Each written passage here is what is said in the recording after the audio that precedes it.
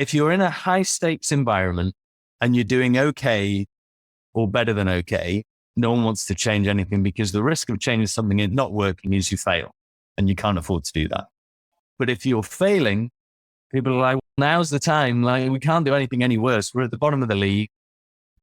We've had the next 3 years first round draft pick, or the last 3 years first round draft picks. We're rubbish. So let's do something different.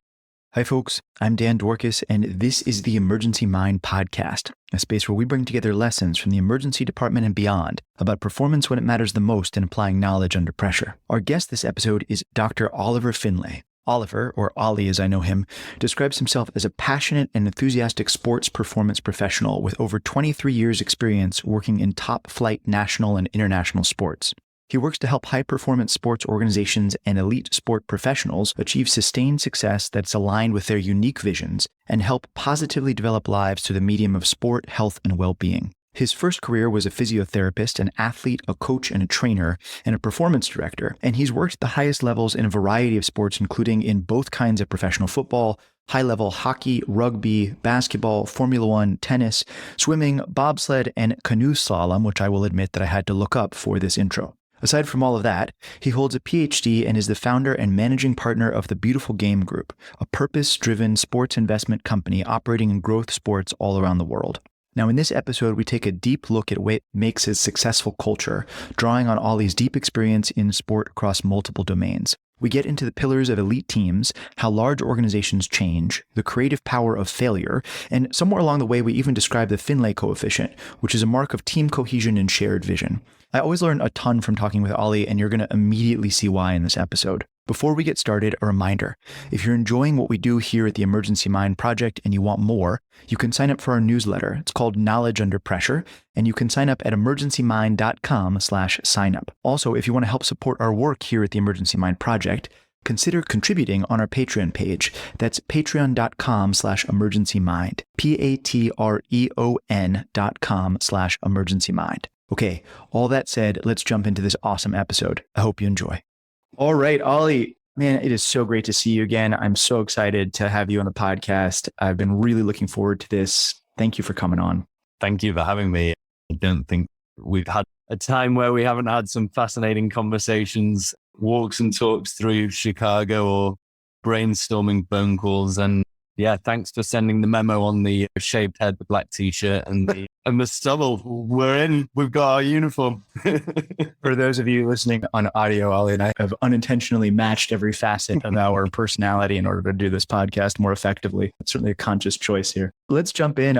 Ollie, for folks that don't know you, that haven't had the pleasure of meeting you and being in your presence for one of these awesome talks that you give, what's your deal, man? Who are you and what's your story? Basically, I'm a chap that's traveled around the world, fortunately, through the opportunities that working in sports given me. Grew up in the UK, between Scotland and England, and trained as a physiotherapist as an undergrad. And then as soon as I started working, I was straight into sport, and sport had always been my passion. I played lacrosse from a young age and was fortunate enough over the years to travel with that and become captain for my country. And really, I wasn't desperate to be a physiotherapist. I was just desperate to do something that kept me in sport. And I wasn't good enough in a sport that was professional to allow me to get paid to play. And so in that journey, really, I worked for 23 years at the coalface of sport, and I've got a great deal of curiosity. And so I started out in football, or soccer as for the North Americans listening to this. And quite early on, I went to work for the Football Association, so the England national teams. And our department, our sports science and medical department at the time we were pretty far in advance of any other country in what we were doing and what we were looking at and how we were teaching it as a governing body. And what I noticed was that the football world and the football industry related to sports medicine, sports science, sports therapies pretty much evolved in line with what we were teaching. We would hold the conferences, we would hold the courses. And so go figure, that's how the sport developed.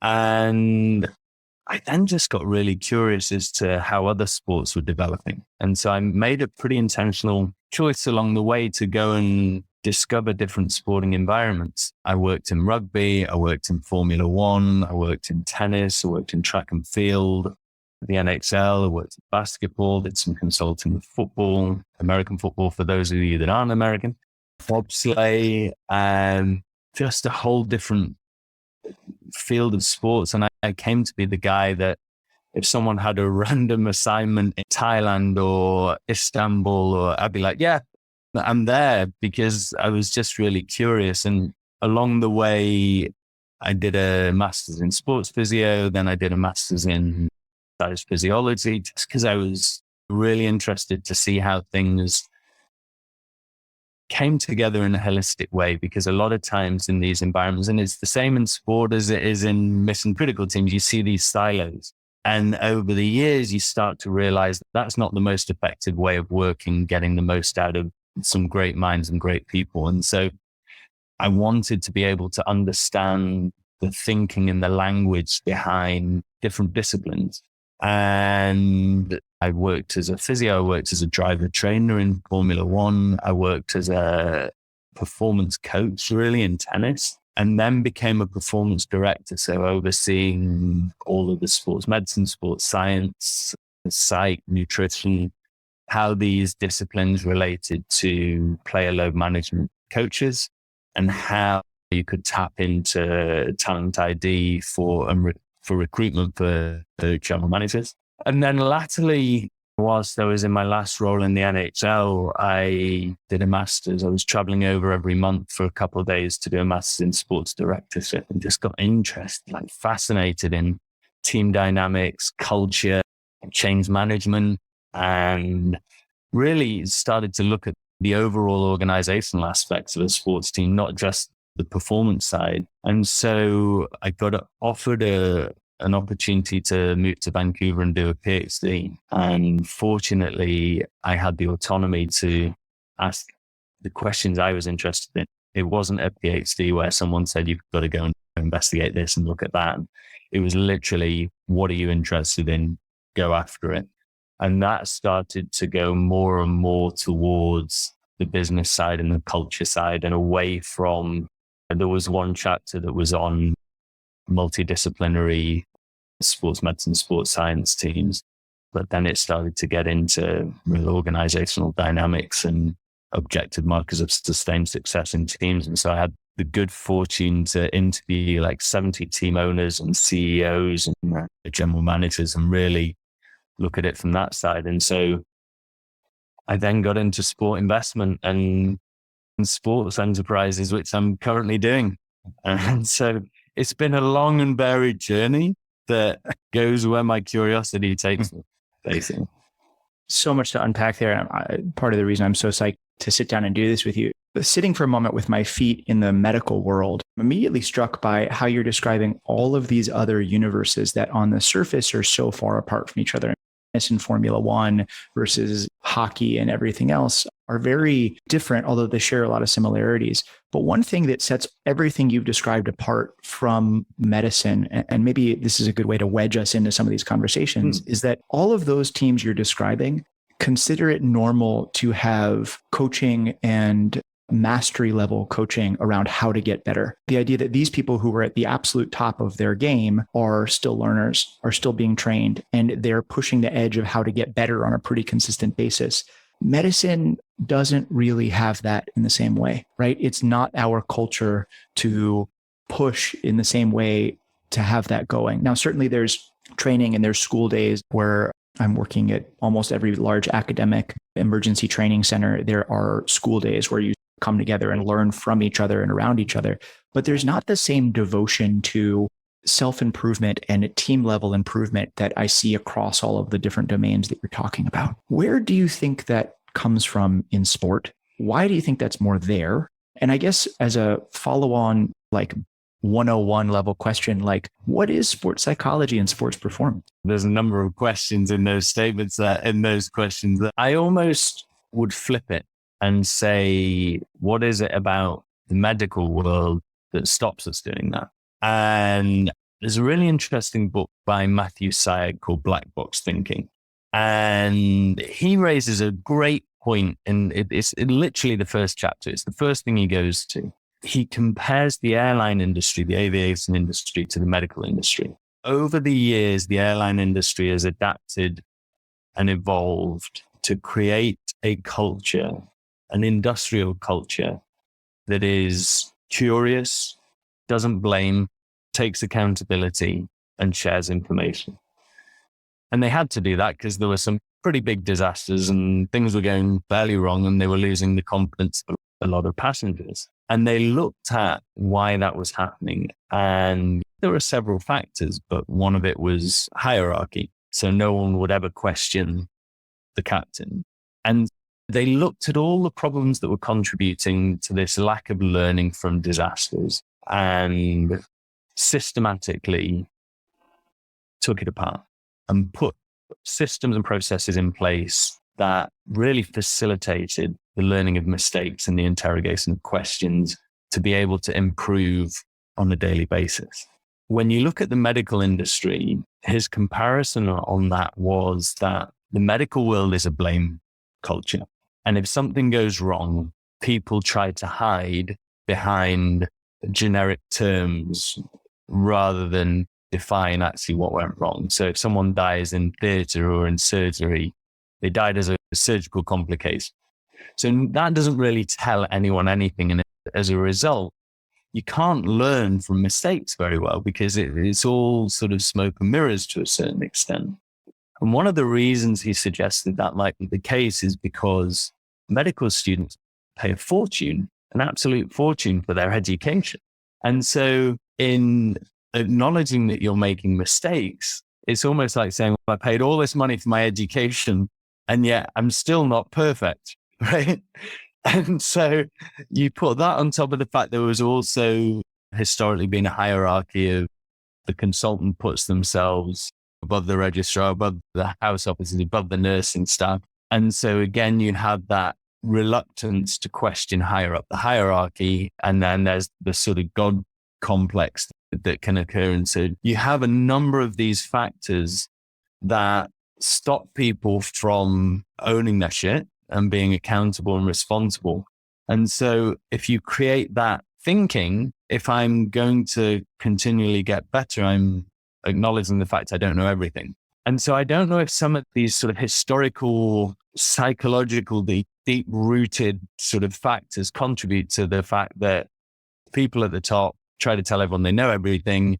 And so what more can they learn? Whereas in sport, you are continuously on a journey and there is no high. You can't say that wasn't my fault when 20 million people around the world have just seen you make that mistake. There's no hiding place. You've got to put your hands up and say, that's on me. And so you have to continually drive to get better and people recognize you getting better. Look, if you're a surgeon and you make a mistake, no one's subbing you out for the next surgeon next week because you did a bad job. If you're a coach, you're getting fired. If you're a player, you're getting benched. And it's an inherent part of the sporting world is if you don't improve and you don't get better, someone else is and they're going to take your place.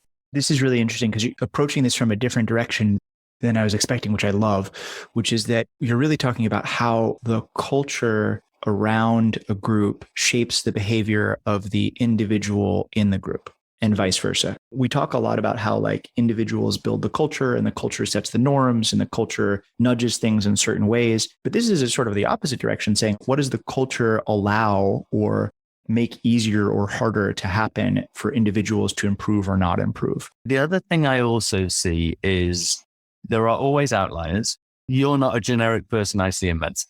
You are a curious mind that asks lots of questions and is constantly on that path to learning, which I think is why we get on so well.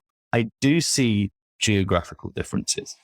I've obviously worked a lot in North America. I've worked a lot in Europe. From my training, I look at how my training was very different than someone going through similar training in North America. This came to me when I was hiring in the NHL. By definition, I wanted to hire problem solvers. I wanted to hire people that saw challenges, rose to them, and looked at things with a very open mind, understood the theory, but could critically evaluate the situation and then reflect on what they'd done in their practice and come up with a different answer and be creative. And I actually don't think the US education system promotes that. And as part of my curiosity, I ended up taking some exams in the US. I took a massage qualification. I took a strength and conditioning qualification. And those exams were so different than any exams I'd ever done. So in the UK, growing up, the exams you took, you had to answer essay questions. You had to problem solve. You had to demonstrate reflective practice. You could have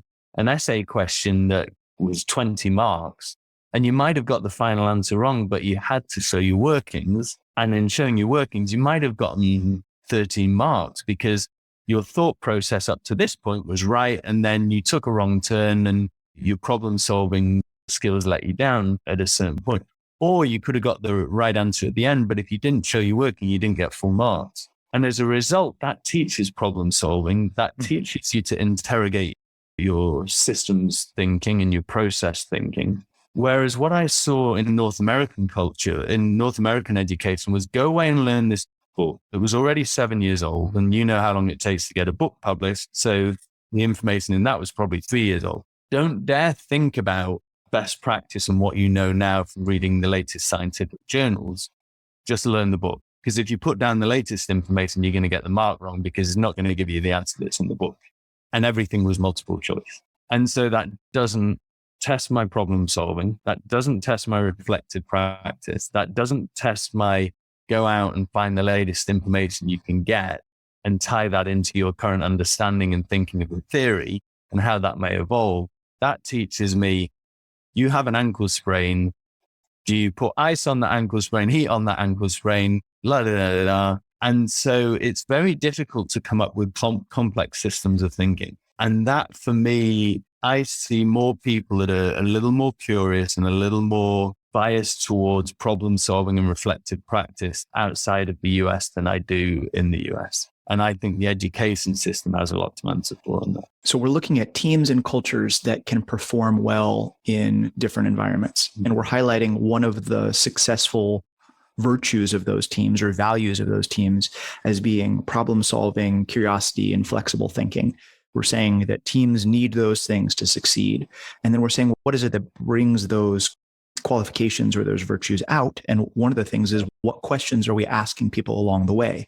How are we educating people in order to do that? What else, when you look at the different teams that you've been involved in across the successful ones that you've worked with, what other virtues or values stand out to you as the pillars of the most successful teams and cultures? And then my follow-up question, if that's not enough for you, if curiosity and the thing we're linking it to is the types of questions we ask, what are the things that are underneath those values and virtues? I'm going to put a little context about this before we get going, maybe to give you another second to think, because as I'm watching you process that question. Previously, one of the things we've talked about with Dr. Felix Ankel on a prior episode was the idea of artifacts of culture, right? So one of the ways that we build culture, one of the ways that teams build culture is they create artifacts. These are physical or written things that sort of serve as guideposts and protectors of culture along the way. I'm not sure, saying this out loud, if the types of questions we ask on an exam are technically artifacts of culture or not. The way we're using them in this sentence, they probably are, in that they're a thing we produce that reinforces what we value, even though they might not be done intentionally. In any case, I'm curious if we can wander down that path together a little bit. What are the virtues and values of successful teams and cultures? Where do we think they come from? And how do we build artifacts that support those?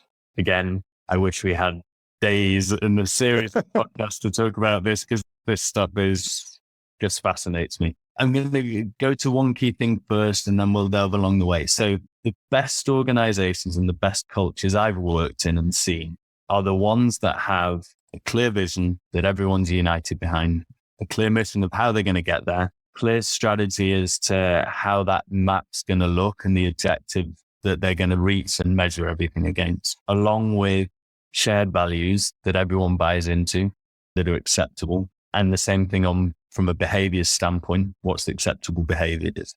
And they've identified the why they exist and what they're doing and their just cause as to what they're striving for. In doing that, you help pull everyone in the same direction. Everyone can see where they're going, and everyone can understand that they're part of a collective that together is striving for the common good. Where the worst cultures I've worked in are the ones where that first thing fails. There's no vision. So I'm going to give you an example. So I worked in an NHL team. For this point in time, it will remain nameless. And it was the worst culture I'd ever worked in. And it wasn't because the people were bad people. There were some wonderful people there. The owners were lovely people. And that should have driven everything else. But it didn't, because they hadn't outlined a clear vision. So no one really knew where they were going. So therefore, you don't know how you're going to get there. And as a result, it's human nature that you then go, I've got to go somewhere. I've got to be striving for something. So you start to follow your own personal agenda, and you become very self-centered and self-focused. And as a result, you don't look out for the greater good and the greater collective and your part in that, because you don't know really what that is. So I came into that, and I remember having a great conversation with the site that I bought in and said, look, I know we need to develop a culture here. We need to unite our department behind something. And she said, yeah, but you've got a problem. Your problem is, if you start to create a culture, you don't know what the owner's desired culture is. You don't know what the GM's desired culture is. You don't know what the head coach's desired culture is. So if you start building a culture is a powerful thing that people unite behind. What if it doesn't land with the key leaders in the organization? You're going to have a problem. So I was unable to create a culture because I was worried it might be counter to, what the other culture might be. The other problem to that was, and I see this a lot, is if you don't have a shared vision and shared objectives, you don't know what success looks like. So I had an ownership group that wanted change yesterday. The quicker, the better. What are you going to do here? We don't like this. We don't like that. We don't like the other. I had a general manager that in some cases wanted change yesterday. Get rid of that guy. I don't like that guy. He's not a fit here. And, you've got to bring this sort of people in, that sort of people. Then I had a head coach who was brand new with new coaching staff, who was like, don't change everything all at once, because we're changing a lot on the coaching side and I don't want to destabilize everything. My shortfall in that, my shortcoming in that, was I didn't have the experience at that time to recognize I am set up to fail here, because my best chance, I'm going to make one person happy. I'm going to have satisfied one person's vision of success. But by default, the other two people are not going to see that as success. So what I should have done, and what I would do now, having had that experience, is get them all in a room and say, we've got to come up with a common definition of what success looks like here. Because at the moment, I can't keep you all happy. And as a result, the further down the chain you go, the more ambiguous things become, and the less people know what success looks like.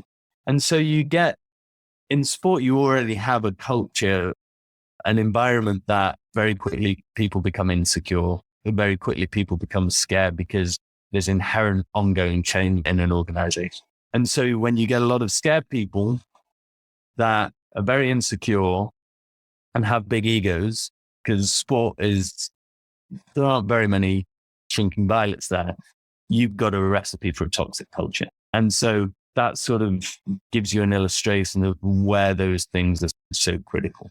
So what I'm hearing you say is that one of the key pillars to a successful culture is a homegrown, agreed upon central vision. Yeah, absolutely. And those values have to be shared as well, because the research shows that it doesn't matter really what those values are, what those defined values are, but they have to have come from within the group. It can't be the leader saying these are our values, because people don't honor those. They don't mean anything to them. They can't internalize them. It's not part of them. But as long as the shared values are identified, they're more likely to be lived. And there's nothing worse. We've all been in those organizations where the values are on the wall and you look around and you're like, I'm not seeing them being embodied in any way by anyone except for maybe one person. Is that, well, that person obviously put the values out there. Now, if I look at a great example of this, one of the guys that was on my committee for my PhD, a guy called Dr. Angus Mugford, is phenomenal. He's probably the best performance director I know out there, because he understands people. really well. And he was also supported in his organization by president and a GM that bought into, they shared the same vision of where things were going. Now, whenever you go into a sports team, the more and more I speak to other performance directors, and from my experience when I was a performance director, it's a 5-year process. It's a 6-year process. Change is always difficult. Sport is full of, we've always done it this way. The costs are high for failure. And so if you're doing all right or you're doing well, no one wants to change anything. Failure is great because it gives everyone a clean sheet. So we've got to change something. Can't be any worse than what we're doing already. Can we go back to that? Failure is great because it does what? It creates a blank canvas. People know they have to change something because they're failing already. So that's the perfect time to start looking at what to do better. If you're in a high stakes environment and you're doing okay or better than okay, no one wants to change anything because the risk of changing something and not working is you fail and you can't afford to do that. But if you're failing, people are like, well, now's the time. Like, we can't do anything any worse. We're at the bottom of the league. We've had the next 3 years first round draft pick, or the last 3 years first round draft picks. We're rubbish. So let's do something different. And that was the situation I walked into. I walked into an organization in the NHL that had been bottom of the ladder for, they haven't made playoffs and they still haven't for probably going on 15, 20 years. So that's a good time to change. But Angus went into this, it was in a different sport, it was in Major League Baseball. And they recognized, they said, look, this is a 10-year process. We know along the way, we're going to get peaks and troughs. At times it's going to look like it's a disaster, but as long as we know where we're going and we trust the process and we identify where we're going and we identify what our shared values and our mission, we've got our objectives, we know we'll get there. Now, the first 1, 2, 3 years, it looked horrible, but it always does. Change always does. There's a great paper by Costa, and she talks about the messy middle of change. And I love this because there comes a time in any initiative that you've pushed off from your safe haven. And that was great because everyone was enthusiastic that we were doing something new and we were going to change the world. But you're not close enough to the end result that you can see land. And you're in this messy middle of change where you can't see one and you can't see the other. And you've got this situation where the practices you used to do, most people have stopped doing them. Some kind of are clinging on to them a little bit. Not everyone's integrated into what you're doing now, and you get a mess. Now, the best leaders recognize that this is going to happen because it happens invariably. It does not happen. The best leaders recognize it's going to come, prepare everyone for it, and trust the process and stay the course. And that's what that team did. So 5 years into the process, 6 years in, I went to visit Angus and he said, you've got 3 days, you can go speak to whoever you want. And I was blown away. I spoke to maybe 40 people, from junior performance staff to senior coaches, performance directors, assistant performance directors, farm team directors. I was blown away that in a sports team, without fail, every one of them knew word for word what the values were. They embodied them. And each of them told me, this is what I'm working on personally this year. I recognize I did this last year and I need to improve that. My goodness, like the lack of insecurity, the confidence that someone had created such a psychologically secure place that they could admit to their failures, and also they knew they were supported in how to improve that. The challenges had been laid down. They were accountable for it. This is yours, own it, but we'll support you to improve it. That created a really strong culture, On the flip side, again, I go back to my NHL experience. I didn't have the experience at the time to say, we're going to get to the messy middle of change. A year in, and there were other reasons that contributed to this as well. I get a meeting with the president and he's like, we've got to change direction.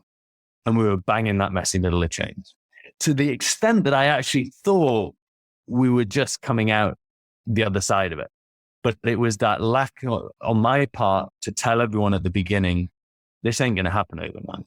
There are going to be times that you're going to look at this probably 6 months to a year down the line and go, what have we done here? This looks a right mess.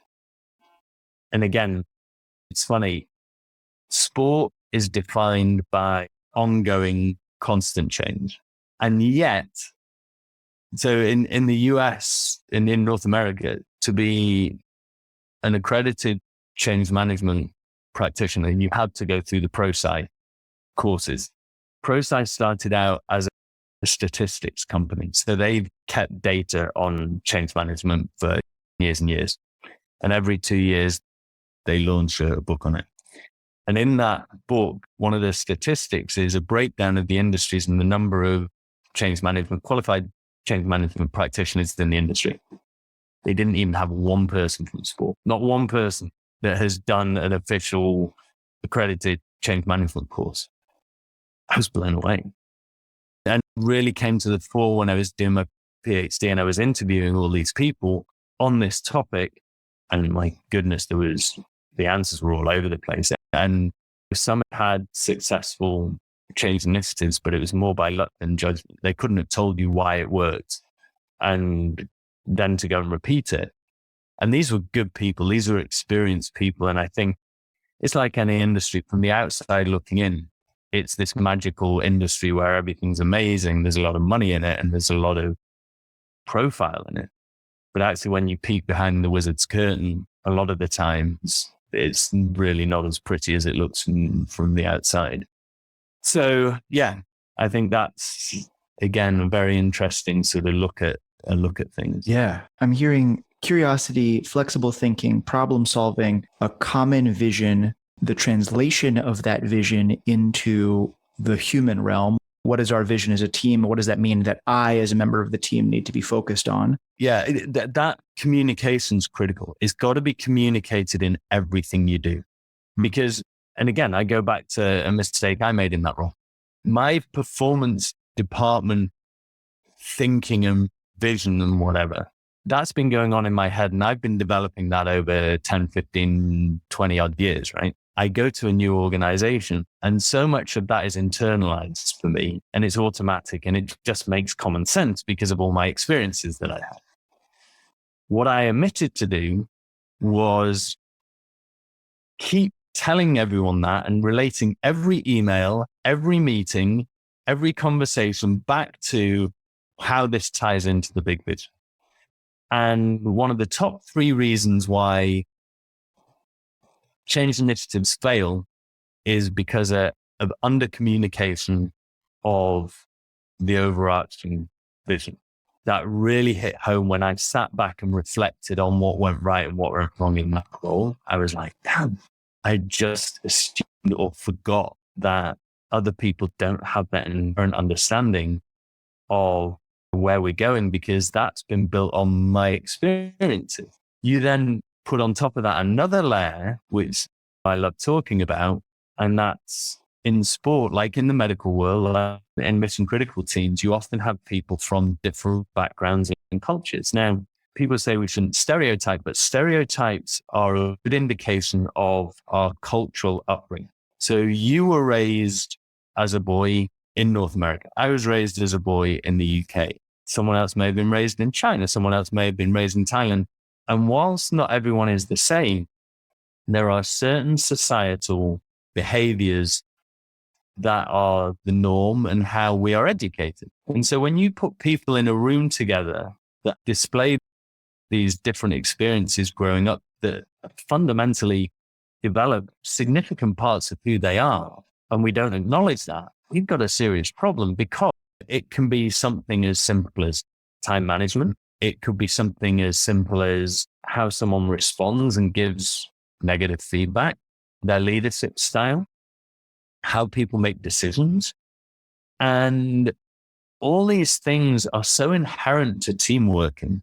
So if you turn up late because you're from a culture that being on time is somewhere within that hour or two. And that can be some Middle Eastern cultures. And yet I'm German, where timekeeping is to the minute. I'm going to think, bloody hell, Dan's so disrespectful. Doesn't he care what we're talking about here? And then you turn up and I'm a bit off with you and you're like, God, that guy's so angry. Like, what's his problem? Who rained on his parade? Or when it comes to negative feedback, classic case in point, the American style of giving negative feedback is I give you 3 things you're doing well. And then at the end I say, can we change this, please? That would be great. Because I don't want to offend you. A friend's person will come away from that going, Dan thinks what I'm doing is wonderful because he's given me 3 things I'm doing really well. And there was one thing at the end, but it really doesn't matter because he thought I was doing those first 3 things really well. A Dutch person will go, Dan's a bit wet behind the ears. You can't just tell it to me straight. There's a problem. Give me some direct feedback, man. A Thai person would be mortally offended because you just called them out on something. And I made that mistake when I worked in Thailand. I was working for a soccer team as a performance director. We were in South Korea for a big intercontinental game, massive game, biggest game in the club's history. I had a number of Spanish players on the team. Most of the players were Thai, a Swiss guy, an Italian guy. So we're the day before the big game. We're in the gym and people are screwing around. Now, I've worked in rugby. I've worked in British sport. I've worked in American sport. What do? You read them the riot act. This is the biggest game in our career. You're screwing around. People are paying to come and see you. There are people who have invested to get you here. You're letting them down. The Spanish guys are like, yeah, we'll own that. Swiss guy, yeah, no problem.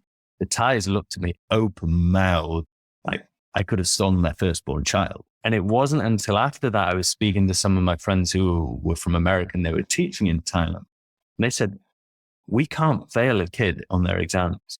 They could put the wrong name at the top of the paper and not answer any question. We have to give them 50% because in telling people they've failed, you're calling their character into question. And that is just something you do not do. So if you then relate that to a situation in a medical team or in a mission critical team or in a sports situation, you've got to be aware that the way people behave and respond to your questions or your way of leading, it's nothing personal. They don't have a reference point from their societal upbringing. And so we've got to be able to say, okay, this is how I make decisions. This is what I expect of a leader. If I came in as a leader and told everyone what to do in Norway, they'd think I was an idiot because there's a more egalitarian way of leading a team. If I went to Russia and brought everyone together as a group and said, let's make this decision together, they would think I was a soft touch because they want in that society a dictatorial leader that tells us what to do and then I know what I'm doing. So we've got to be very careful to make that effort to understand and not try and inauthentically take on someone else's societal ways of working, but at least to recognize it and be able to have that conversation to say, I know you come from a different way of doing things. Like, how can I help you improve when it comes to negative feedback, for example? How can I give you that feedback in a way that's going to help you improve rather than put you on the defensive and get you offended? I've got to meet you halfway. Ali, a common thing that you and I work with in some of the rooms we've been in is the difference between intact teams and swarm teams, right? Intact teams are things like the football team that you're describing in Thailand. People were selected, trained, they work together. They've all moved together to this universe to tackle a problem set and play this game. A swarm team is more like what we face sometimes in the emergency department, where a group responds. There's an unexpected cardiac arrest in an area that's not typically the cardiac arrest area. And so a group descends on that together and they try to tackle that problem set without any or much preamble and then disperse back to their normal universes. A lot of what you're describing about taking a careful and measured approach through different styles of learning and feedback and growth, which is another way of saying, how are you going to build an elite culture out of a team? How does that apply when you're also working in worlds that are more swarm-like or more liquid? It still applies because effectively You may come from different corners of the hospital, but if the hospital has done a good job in building the culture of the organization, you're already on the same page.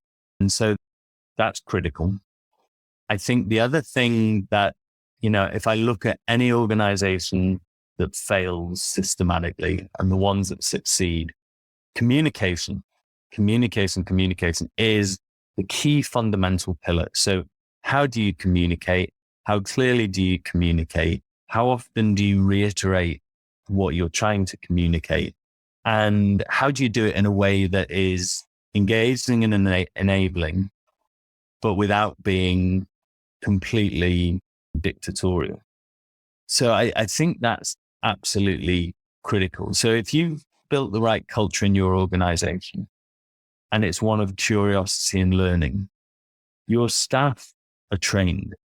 They're trained how to react in this. So it's the old military saying is you fall back to the lowest level of your training in times of stress and pressure. The sentiment there is you have to have trained how to operate as a member of a swarm team. You can't just be thrown in there. So those Ideally, I think all of the time you are actually thrown into swarm teams, and that creates its own layers of complication and stuff. It does, but again, that's where your debrief afterwards. Sure. Comes down to, I behaved in this way, but actually I didn't know any better. Okay, that's a recognition that it's on me to go and be onboarded or to chase that person that was supposed to have organized that training session for me and didn't.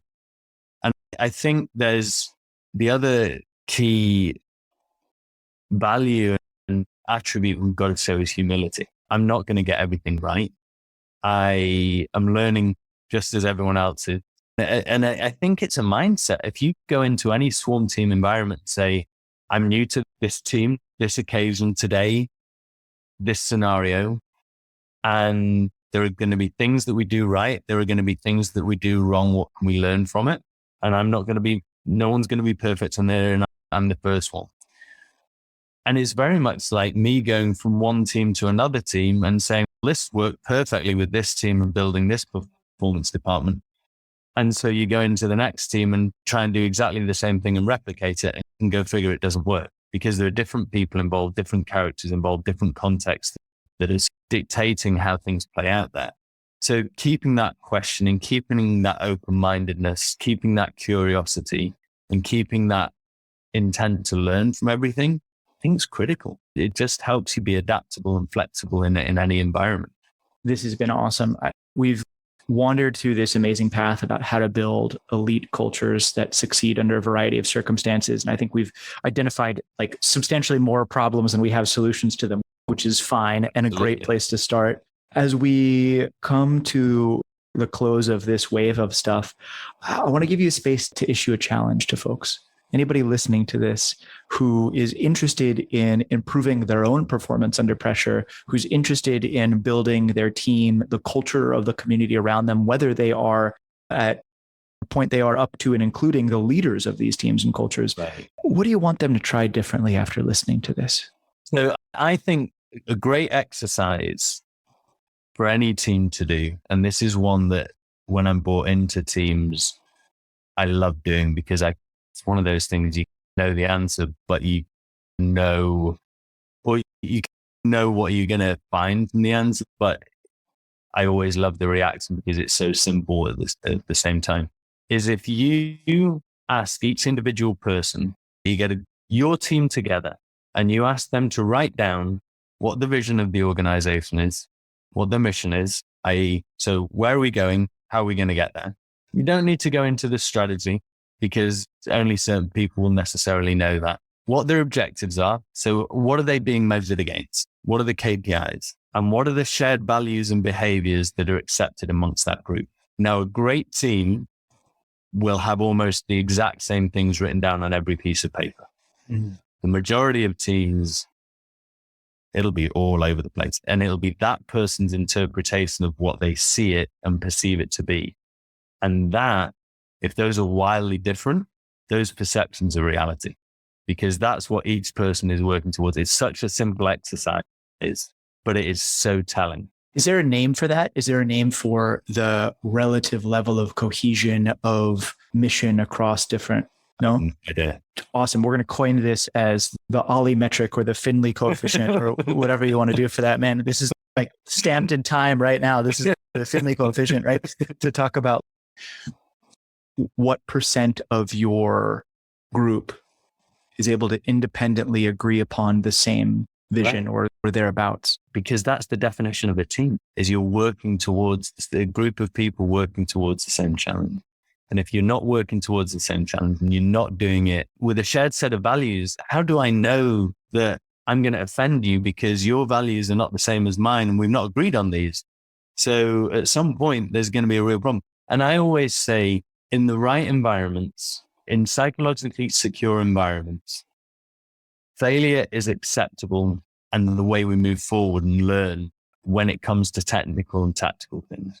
But if the values and behaviors have been discussed, defined, and all agreed upon, there has to be very low threshold for failure when it comes to not adhering to the values and behaviors that the group has set. So you can make a technical and tactical mistake, and you know what, we'll support you till the cows come home. We'll sit down with that and look at how we can improve, you can improve and develop. But if you fail the group on an agreed values or agreed behavior area, failure is not acceptable there. That jeopardizes the team. And that can contribute to a psychologically insecure environment where everyone's affected. But the problem with that is if as a leader, you haven't gotten everyone together and there aren't shared values and shared behaviors, you can't call anyone into account other than yourself and not having gone through that exercise. I've got so much to think about walking away from this. These are always fun conversations. Every conversation I have, I take something else away from it and go, yeah, that fits in there. That sort of refines that a little bit. And it's a fascinating topic. And do you want some, I've got a few books by my side. Do you want some book titles for people? Oh yeah, fire away. Yeah. Let's get a reading list wrapped into this. You guys are getting a bonus listening to this. Here we go. So your societal, cultural norms, The Culture Map by Erin Mayer is a must read. I think this has been my most gifted book of the last 2 years.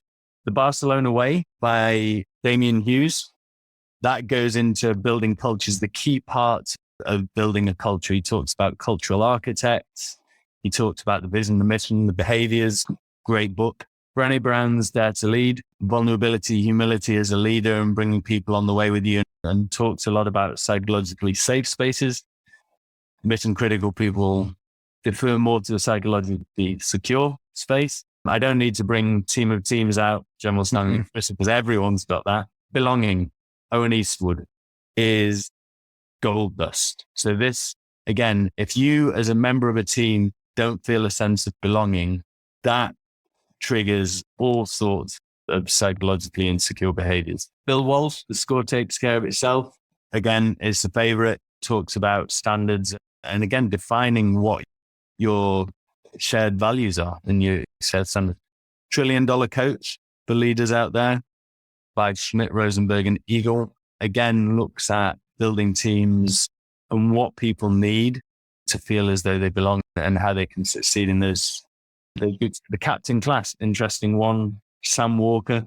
So he did an exercise to basically identify the top 10 most successful teams in world sport of all time and looked at basically the one constant in that was the style of leadership of the captain. Very interesting.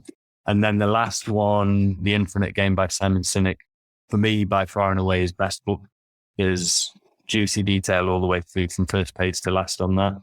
And again, I always look at this and say, you can't win football. You may win 5 championships, but you're not going to win every championship all the time in every game. So it's, okay, we're not playing a 0s and 1 game on that. We're looking at long-term, what's driving us to improve and what's driving us to get better as a group. That's some of my most fun books of the last couple of years, I think. Ollie, thank you so much for coming on the podcast, man. It's a joy to have you. Hey, thank you for having me. All right, folks, that brings us to the end of this episode. I hope you learned something and I hope you enjoyed. As always on this podcast, our goal is to dive deep into what it takes to perform under pressure. Nothing that we discuss here should be construed as medical advice, and all of the opinions that we discuss are our own and are not necessarily representative of any organization with which we were affiliated or for whom we work. If you want to go even deeper and get more involved, don't forget to check out our book. It's called The Emergency Mind: Wiring Your Brain for Performance Under Pressure, and you can find it at emergencymind.com/book. All right, good luck out there.